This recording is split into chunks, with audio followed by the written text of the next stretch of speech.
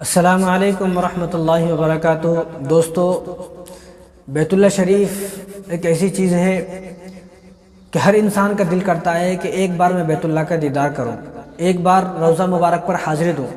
کوئی آدمی کتنا بھی نکما ہے، ناکارہ ہے، ساری زندگی مسجد میں نہیں آیا، ساری زندگی شراب پیتے گزر گئی، لیکن پھر بھی اس کی یہ تمنا ہوتی ہے کہ ایک بار تو میں مدینہ شریف جاؤں اور بیت اللہ شریف کا طواف کروں، مقام ابراہیم پر جا کر نماز پڑھوں اور حجر اسود کا بوسہ کروں۔ یہ ہر مسلمان کی تمنا ہوتی ہے۔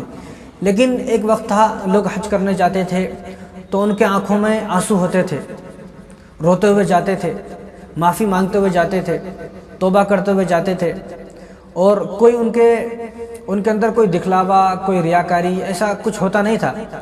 لیکن آج ایسا دور آ گیا ہے، اللہ رحم کرے، اللہ رحم کرے اس زمانے پر، اس دور پر، کہ لوگوں نے حج کا مذاق بنا کر رکھ دیا ہے۔ اب یہ جو صاحب جا رہے ہیں حج کرنے، ان کی پہلی غلطی تو یہ ہے کہ ان کو اس طرح جانا ہی نہیں چاہیے۔ کیا ضرورت ہے ان کو اس طرح جانے کی کہ سارا گاؤں ان کے پیچھے ہے، سارا گاؤں۔ پہلے لوگ جاتے تھے تو معلوم بھی نہیں ہوتا تھا، رو دھو کر لوگ کیسا کیسا جاتے تھے وہ ان کو ہی پتا تھا۔ تو پہلی بات تو یہ ہے کہ پورا گاؤں انہوں نے جمع کیا ہوا ہے۔ چلو کوئی بات نہیں، اچھی بات ہے، گاؤں جمع کر لیا، اچھی بات ہے۔ جو ان کی سب سے موٹی غلطی وہ یہ ہے کہ انہوں نے اپنی بیوی کو اونٹ پر بٹھایا ہوا ہے۔ حالانکہ ہونا تو یہ چاہیے تھا کہ بھئی گھر میں سے کسی کار میں بیٹھتے اور اپنی خاموشی سے چلے جاتے، اللہ سے دعا کرتے ہوئے، توبہ کرتے ہوئے، اللہ تو ہمارے حج کو قبول فرما، جانے کو قبول فرما، اللہ جو ہے وہ بار بار حاضری کی توفیق عطا فرما، اس طرح جانا چاہیے تھا۔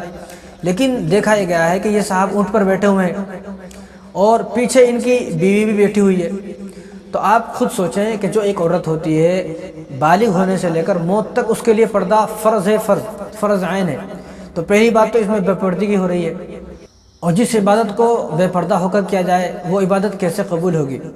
اور جس عبادت میں ریا ہے، اللہ جانتا ہے ریا ہے کہ نہیں ہے، لیکن جس طرح دیکھا جا رہا ہے، جس طرح لوگ جا رہے ہیں سارے ان کو چھوڑنے، اور جس طرح ان کے پیچھے ایک جم غفیر، ایک مجمع ہے ایک بڑا، تو لگتا نہیں ہے کہ دکھلاوا نہ ہو، ایسا ہی لگتا ہے کہ ان کے اندر ریا ہے، دکھلاوا ہے۔ تو اللہ کو بہتر معلوم ہے، ہمیں تو نہیں معلوم۔ لیکن مجھے یہاں پر دو غلطیاں نظر آ رہی ہیں۔ ایک غلطی بے پردگی کی، یہاں پر بے پردگی ہو رہی ہے، اور تمام لوگ جو ہے وہ اس خاتون کو دیکھ رہے ہیں۔ حالانکہ اس خاتون کو اگر بیٹھنا ہی ہے تو پردے میں بیٹھنا چاہیے تھا، برقعے میں بیٹھنا چاہیے تھا، حالانکہ ان کے پاس کوئی برقع بھی نہیں ہے۔ اور کتنے لوگ ہیں کہ جنہوں نے اس اونٹ کو یہاں طرف پکڑا ہوا ہے، وہ ہاتھ ان کو اور خاتون کو لگ رہے ہیں۔ یہ پہلی غلطی ہے۔ اور دوسری غلطی جو ہے وہ یہ ہے کہ اس اونٹ کے سامنے آپ دیکھو کہ ویڈیو کے آخر میں کہ اونٹ کے سامنے ڈیجا چل رہا ہے، ڈیجا۔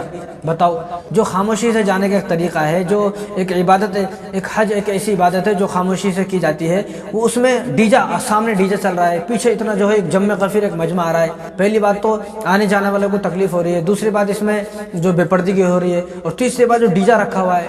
مطلب حج ایک عبادت ہے، اس عبادت میں ڈیجے کی کیا ضرورت ہے؟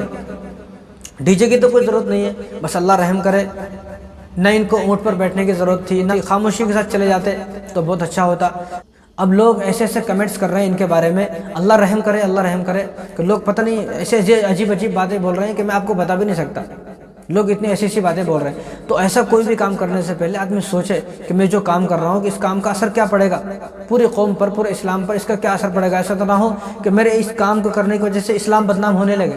کیونکہ آپ ایک گاؤں میں بیٹھ کر ایک چھوٹا سا کام کر رہے ہو، آپ ایسا سوچ رہے ہو چھوٹا سا کام ہے، لیکن جب یہی کام آپ کا منظر عام پر جائے گا، پوری دنیا دیکھے گی، تو پوری دنیا کیا بولے گی آپ کے بارے میں؟ تو یہ بھی سوچنا چاہیے۔ تو یہاں پر ان کو ضرورت ہی نہیں تھی اپنی بیوی کو اونٹ پر بٹھانے کی، اکیلے بیٹھ جاتے تو بہت اچھا تھا۔ اسی طرح گھر میں سے خاموشی سے کار میں چلے جاتے، جس طرح سب لوگ جا رہے ہیں اس طرح۔ کیونکہ آپ نے ایسی شروعات کر دی ہے، آج آپ اونٹ پر بیٹھے ہو، اب کوئی کل کو پھر سے اونٹ پر بیٹھے گا، دیکھو آپ، پھر لوگ ہاتھی پر بیٹھیں گے، لوگ گھوڑے پر بیٹھیں گے، پھر ایک وقت ایسا آئے گا پتہ نہیں کس کس چیز پر لوگ بیٹھیں گے۔ تو اس چیز کو یہیں پر روک دیا جائے، اور جتنے بھی حجاج کرام ہیں ان تمام لوگوں سے عازمین حج سے درخواست ہے کہ وہ اس طرح سے نہ کریں۔ جائیں تو خاموشی سے جائیں، آنکھوں میں آنسو لیتے ہوئے جائیں، دعا کرتے ہوئے جائیں، لوگوں سے معافی مانگ کر جائیں۔ کسی کا حق اگر آپ کے اوپر ہے تو اس حق کو ادا کر جائیں، بیٹوں کا حق ادا کر کے جائیں۔ اس طرح جائیں جس طرح جانے کا ایک حق ہوتا ہے، جس طرح جانے کا ایک طریقہ ہے، اس طرح سے جائیں۔ اور جتنے بھی ایسے جانے والے لوگ ہیں جن کا دل کر رہا ہے ہم بھی اونٹوں پر جائیں، گھوڑے پر جائیں، ہاتھی پر جائیں بیٹھ کر، تو ان سے درخواست ہے کہ وہ اپنے جو قریبی علماء ہیں، جو معتبر عالم دین، ان سے بات کریں، ان سے مشورہ لے کر یہ کام کریں، بغیر مشورے کے ایسا کوئی کام نہ کریں۔ یہاں پر کتنی بے پردگی ہو رہی ہے، تو جتنی بے پردگی یہاں پر ہو رہی ہے اس تمام کا زوال ان پر پڑے گا، ظاہر سی بات ہے ان پر زوال پڑے گا۔ تو ایسا کوئی بھی کام نہ کرے کہ جس کا عذاب پڑے، بلکہ ایسا کام کریں جس کا ثواب بھی ملتا رہے۔ تو میں تو دعا کرتا ہوں اللہ ان کے حج کو قبول فرمائے اور ایسی تمام بیکار کی باتوں سے اللہ امت مسلمہ کی حفاظت فرمائے۔